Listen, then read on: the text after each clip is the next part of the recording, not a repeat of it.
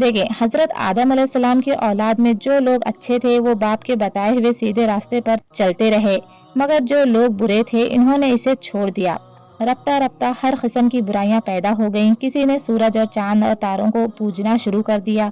کسی نے درختوں اور جانوروں اور دریاؤں کی پرستش شروع کر دی،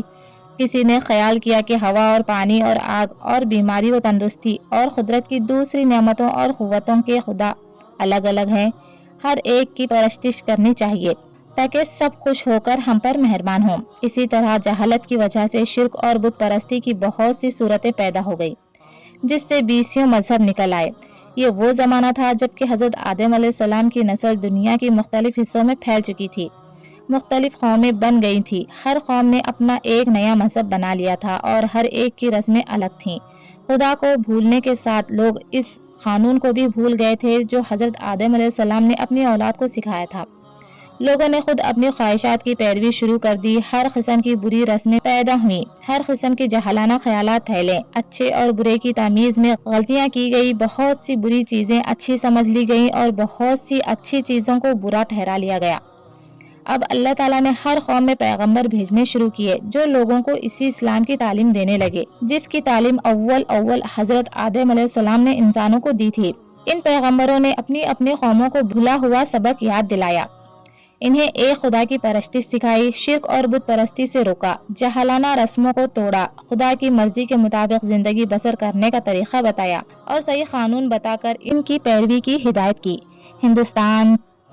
چین، عراق، ایران، مصر، افریقہ، یورپ، غرب دنیا کا کوئی ملک ایسا نہیں ہے جہاں خدا کی طرف سے اس کے سچے پیغمبر نہ آئے ہوں۔ ان سب کا مذہب ایک ہی تھا اور وہ یہی مذہب تھا جس کو ہم اپنی زبان میں اسلام کہتے ہیں۔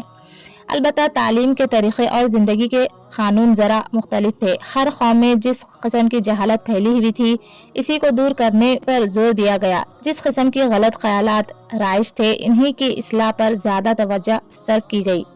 تہذیب و تمدن اور علم و عقل کے لحاظ سے جب قومیں ابتدائی درجے میں تھی تو ان کو سادہ تعلیم اور سادہ شریعت دی گئی۔ جیسے جیسے ترقی ہوتی گئی تعلیم اور شریعت کو بھی وسیع کیا جاتا رہا، مگر یہ اختلافات صرف ظاہری شکل کے تھے۔ روح سب کی ایک تھی، یعنی اتحاد میں توحید، اعمال میں نیکی و سلامت روحی اور آخرت کی جزا و سزا پر یقین۔ پیغمبروں کے ساتھ بھی انسان نے عجیب معاملہ کیا۔ پہلے تو ان کو تکلیفیں دی گئی، ان کی ہدایت کو ماننے سے انکار کیا گیا، کسی کو وطن سے نکالا گیا، کسی کو قتل کیا گیا، کسی کو عمر بھر کی تعلیم و تلقین کے بعد مشکل سے 5-10 پیر وہ میسر آ سکے، مگر خدا کے بندے برابر اپنا کام کیے چلے گئے، یہاں تک کہ ان کی تعلیمات نے اثر کیا اور بڑی بڑی قومیں ان کی پیرو بن گئی۔ اس کے بعد گمراہی نے دوسری صورت اختیار کی۔ پیغمبروں کی وفات کے بعد ان کی امتوں نے ان کی تعلیمات کو بدل ڈالا، ان کی کتابوں میں اپنی طرف سے ہر قسم کے خیالات ملا دیے، عبادتوں کے نئے نئے طریقے اختیار کیے، بعضوں نے خود پیغمبروں کی پرستش شروع کر دی، کسی نے اپنے پیغمبر کو خدا کا اوتار قرار دیا، یعنی یہ کہ خدا خود انسان کی صورت میں اتر آیا تھا، کسی نے اپنے پیغمبر کو خدا کا بیٹا کہا، کسی نے اپنے پیغمبر کو خدائی میں شریک ٹھہرایا۔ غرض انسان نے عجیب ستم ظریفی کی، جن لوگوں نے بتوں کو توڑا تھا انسان نے خود انہی کو بت بنا لیا، پھر جو شریعتیں یہ پیغمبر اپنی امتوں کو دے گئے تھے ان کو بھی طرح طرح سے بگاڑا گیا، ان میں سے ہر قسم کی جہالانہ رسمیں ملا دی گئیں، افسانوں اور جھوٹی روایتوں کی آزمائش کر دی گئی، انسانوں کے بنائے ہوئے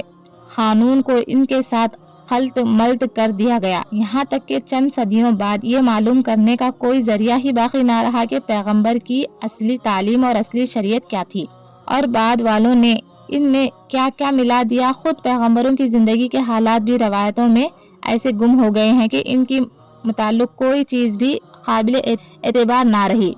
تاہم پیغمبروں کی کوششیں سب کی سب رائگاں نہیں گئی، تمام ملاوٹوں کے باوجود کچھ نہ کچھ اصل صداقت ہر قوم میں باقی رہ گئی۔ خدا کا خیال اور آخرت کی زندگی کا خیال کسی نہ کسی صورت میں تمام قوموں کے اندر پھیل گئی۔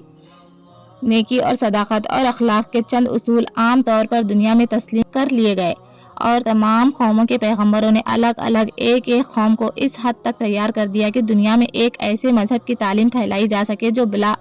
امتیاز ساری نوع انسانی کا مذہب ہے۔